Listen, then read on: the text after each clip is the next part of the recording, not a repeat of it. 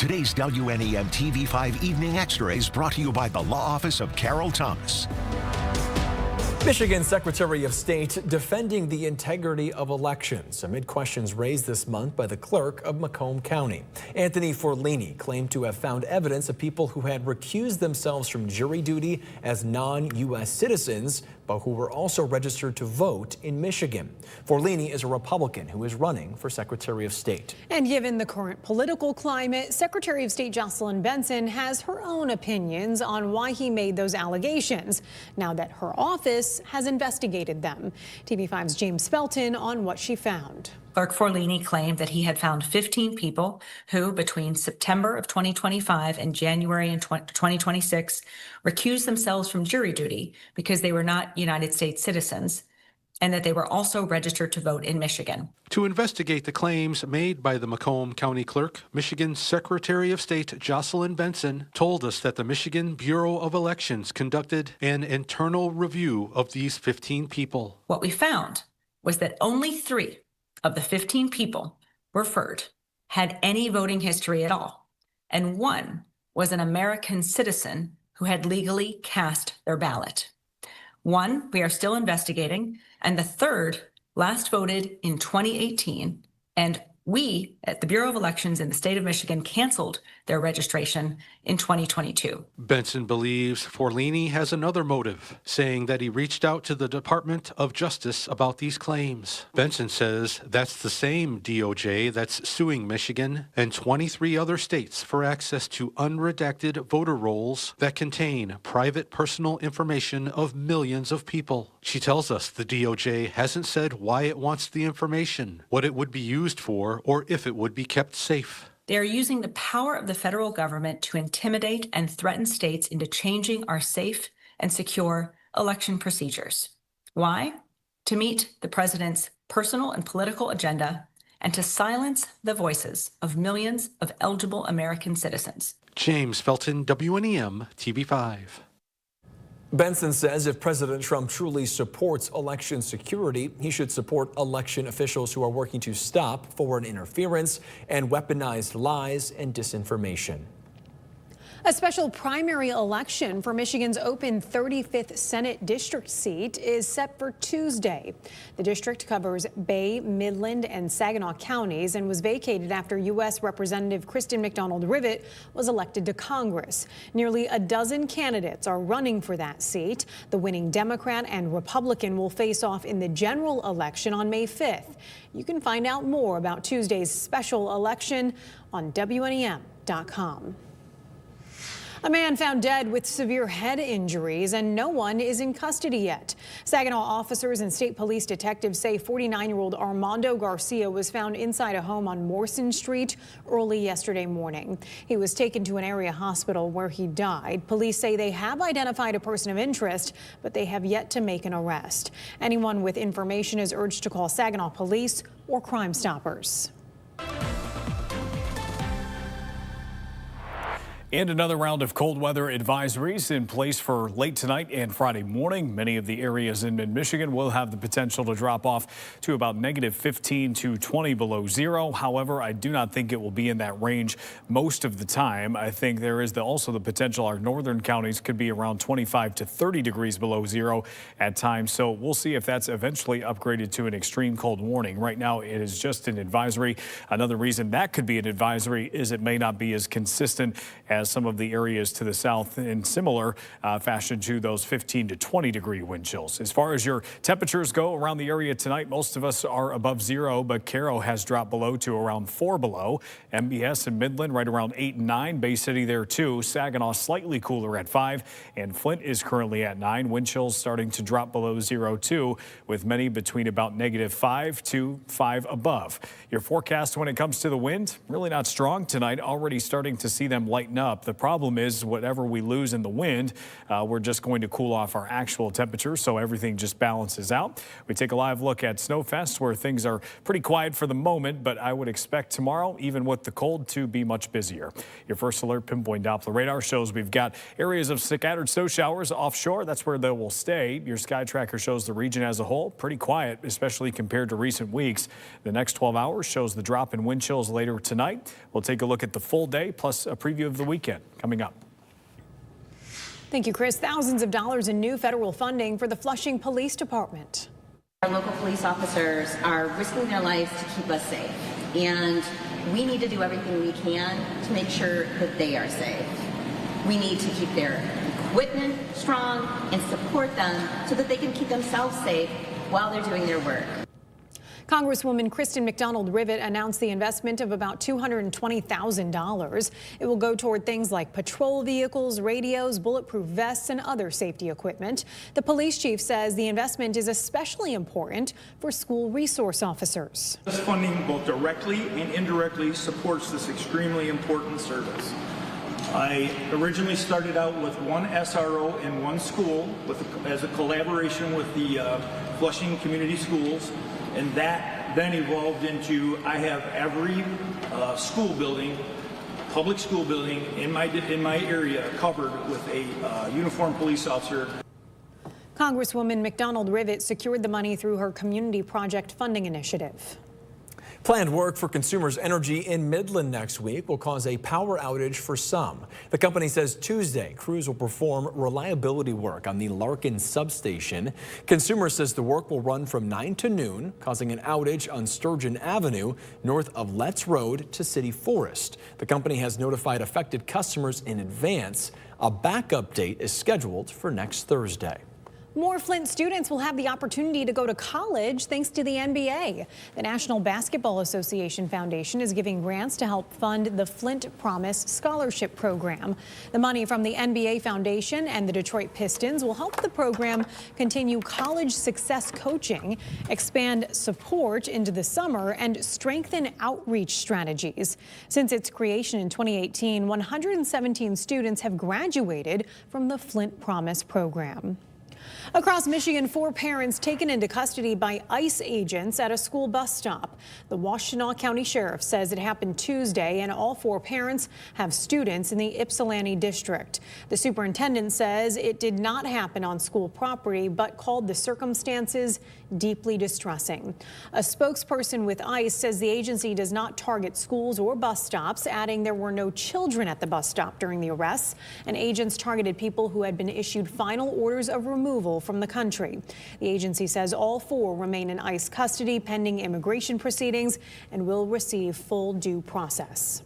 Experts are raising environmental concerns about the increasing number of data center projects in Michigan. During a hearing at the state capitol, an expert with the Heartland Institute told members of the House of Representatives these data facilities could strain valuable resources. Researchers with the nonprofit think tank say the demand for electricity is growing too quick without the supply to back it up. That growth is being driven by technology like electric vehicles, artificial intelligence, and the data centers that power AI. Experts with the Heartland Institute echoed concerns from residents who say data centers would damage the environment and drive up prices for people and businesses. Data centers demand extraordinary reliability, a framework that prioritizes capacity value, fuel security, and firm generation helps ensure that load growth does not erode system resilience. Reliability failures are not abstract. They lead to emergency costs, higher rates, and public frustration. The Institute says policymakers need to take action to curb potentially negative impacts of some data centers, mirroring steps already taken by other states. It suggested special tariffs on large energy loads and guidelines that ensure the costs of data center operations are not passed on to people and businesses. The countdown is officially on for Mid-Michigan's newest Chick-fil-A. After the break, the grand opening and how you can win a free entree.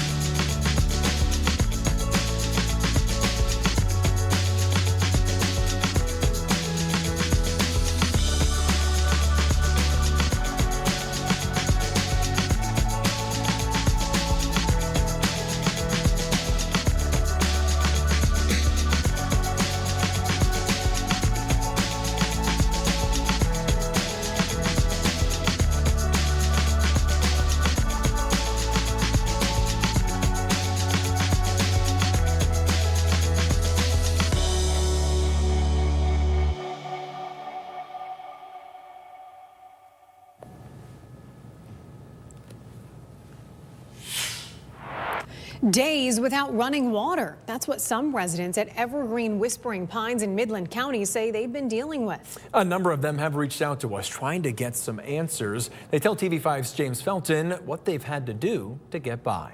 We just want water.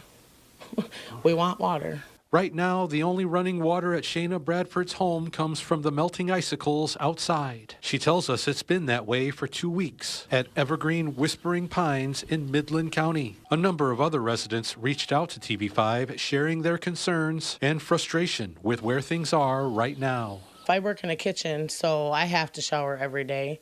And having to travel to my mom's over by the Bullet Creek High School is quite a bit in one of my big trucks. So gas has been expensive and inconvenience. I have 2 children also who I have to take to have showers every couple of days. They're boys, you know how stinky they get. Bradford tells me she's reached out to the management here, but that hasn't helped. Nobody wanted to respond to anything, so I called United Way to get us some water out to at least flush the toilets and some drinking water. I did stop by the office on the property. No one was there. Other residents told TV5 that management is blaming them for not insulating their water line. Bradford disagrees. She says her house is kept at 74 degrees inside. Underneath her home, she showed us the heat tape on her water line, along with insulation there. Bradford also sent us this email she received on January 16th from the office manager of Water District Number 1 of Midland County. The email states in part that the water pressure problem is within the park because they did not upgrade the lines when they hooked up to city water like we had advised them to. The manager went on to say that they had been contacted by the state and attorneys in regards to this issue, and they have all concluded that problem is within the park. For her part, Bradford says even 1 day without water is one too many, and we're well past that now. At this point, some people are getting kind of desperate. James Felton, WNEM TV5.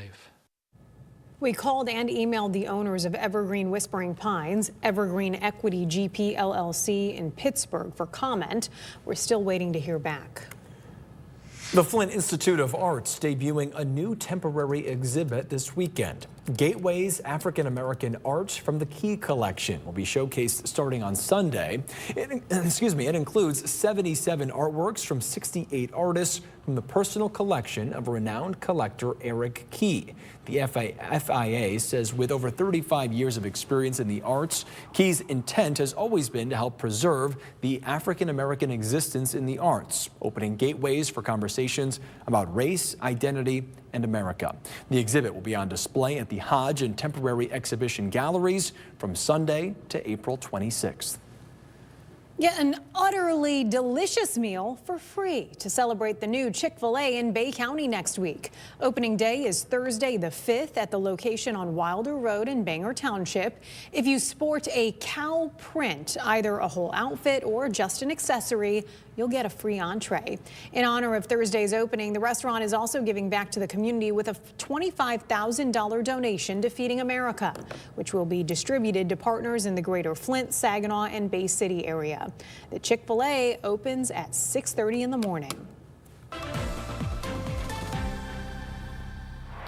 And the weekend just around the corner now, and it looks like a pretty nice weekend. Saturday and Sunday both looking like 2 days where we've got a chance for some sunshine throughout the day. Temperatures Saturday not too much different from what we've had this week, but we start to see a return to the 20s in some areas on Sunday. If you are headed to Snowfest for tonight, expect temperatures to be pretty chilly.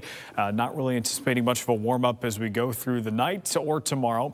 And so it looks like we'll have wind chills that start Friday pretty cold, but I think once we get to Friday afternoon, things will be a little bit better. Your low temperatures for tonight drop down to around 0 to 10 below. I think there's a slightly lower potential in Ogama and Roscommon County. The further south you go, I think the clouds that eventually move in again later tonight will start to stabilize things a little bit, and I don't anticipate those will drop as far as they could with a fresh snowpack and potentially clear skies. Now, high temperatures Friday back into the upper single digits and also low to mid-teens, averages right around 29, so we're well below that. And of course, we've got the cold weather advisories that come along with it. 15 to 20 below possible for most of the area, though I don't think those values near 20 below will be very consistent. I think we could touch it at times, but I don't necessarily think it's the entire time, and probably not as widespread as it was last week on Friday. So your futurecast wind chills later tonight show most will be again between about 5 and 15 below as we start tomorrow. I would say some of these numbers like Port Hope and East Tawas maybe just a little bit too low. The model was pretty cold compared to reality in some of those northeasterly areas earlier this morning, so I think the same could be said for tonight. But you notice that we're at least in that 5 to 15 degree range below zero. The further west you go, I think those are pretty realistic, and I think those numbers fit for the afternoon. A lot of us 0 to about 10 below. So don't be surprised if you're below zero with the wind chill pretty much all day tomorrow. Do think as we head towards the weekend, Saturday and Sunday mornings will also be below zero. Not quite so much for the afternoon. Your first alert pinpoint Doppler radar shows lake effect snow pretty much offshore tonight out over Lake Huron. Some of it still in West Michigan, but not as much as we've been seeing. Your hour-by-hour forecast shows the cloud cover tonight makes way for clear skies by the time we start tomorrow, so the chance for some sunshine on your Friday. I do think there will be the chance for a little cloud cover towards the end of the day once again, but overall, don't anticipate too many travel troubles going into Friday evening, and pretty much the same story for the weekend. Your TV5 First Alert 7-day forecast shows temperatures will be right around the 20s early next week. A chance for some snow showers on Monday, a chance for some snow showers on Thursday. Let's cut the ribbon. Go Flint, go blue. 1, 2, 3. The University of Michigan Flint celebrating the expansion of Wolverine Essentials. The program, with origins dating back to 2015, first started as a food pantry. Today's expansion now helps students access even more basic needs, such as hygiene items or clothes. We were able to not only expand the footprint, but really expand the number of resources that we can offer students and how we can best serve them. That also includes personalized support. Wolverine Essentials can refer students to other services, both on and off campus, that could help them with housing, transportation, and more. The ovens are fired up again at Uno Pizzeria and Grill in Saginaw Township. It's celebrating its grand reopening today under new ownership. Free pizza was given to the first 50 tables. There are prizes, giveaways, and entertainment until 8.